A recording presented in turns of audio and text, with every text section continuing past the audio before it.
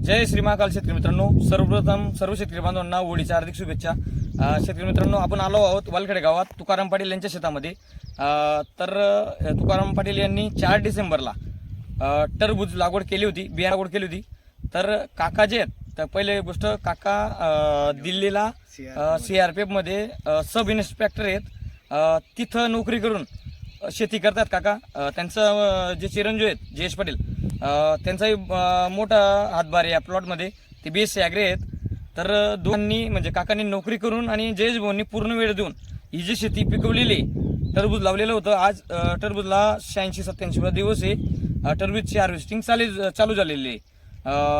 123 बेडमधनं 52 बेडमध्ये काकांचा माल जो आहे तो निघालेला आहे 23.5 टन। आणि उद्या परत गाडी लागणार आहे। उद्या 71 बेड बाकी आहेत। 71 बेडमध्ये 35 ते 38 टनापर्यंत माल निघेल, म्हणजे काकांना एकरी 19 ते 20 टनापर्यंत ॲव्हरेज बसेल। तर काकांचं व जयेश भाऊंचं मनोगत ऐकून घेऊया।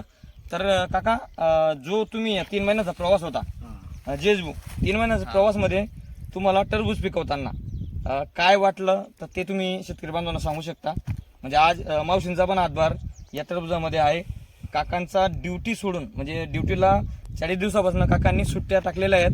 माल हार्वेस्टिंग नंतर काका 1-5-7 दिवसांनी ड्युटीला जॉईन होणार आहेत। पण मग तिघांचा अनुभव आपण बघून घेऊया। तर जयेश भाऊ, काका, तुम्हाला या 3 महिन्याच्या प्रवासामध्ये काय वाटलं बरं, शेतकरी बांधवांना सांगा। आता असं आहे, जे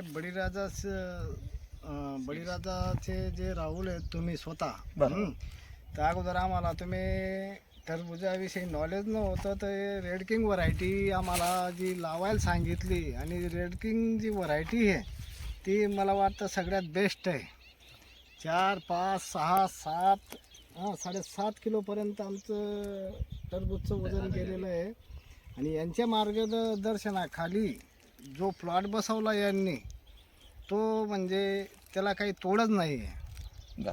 काका, तो तुमचा मोठेपणा की तुम्ही मार्गदर्शन हे फक्त एक जरिया, तो बाकी देण जी आहे ती महादेवाची आहे आणि तुमची मेहनताची, बस हे 2 गोष्टींमुळे तो बाग फुलला। तर काकांचं म्हणणं असं आहे की आम्ही रेड किंग व्हरायटी लावली होती 4 डिसेंबरला आणि बळीराजा सीड्सची ट्रीटमेंट घेतली होती। तर बळीराजाची ट्रीटमेंट तर होतीच, पण काकांची मेहनत, त्यांचा मागे मावशींचा हातभार आणि जयेश भाऊंचा पूर्ण वेळ शेतीला देणं, यामध्येही म्हणजे यामुळेच हा प्लॉट चांगला आलेला आहे। तर काकांना 19-20 टनाचा ॲव्हरेज बसणार आहे। त्यामुळे काकांचं, मावशींचं आणि जयेश भाऊंचं अभिनंदन बळीराजा सीड्सतर्फे, त्यांनाही होळीच्या शुभेच्छा। धन्यवाद शेतकरी मित्रांनो।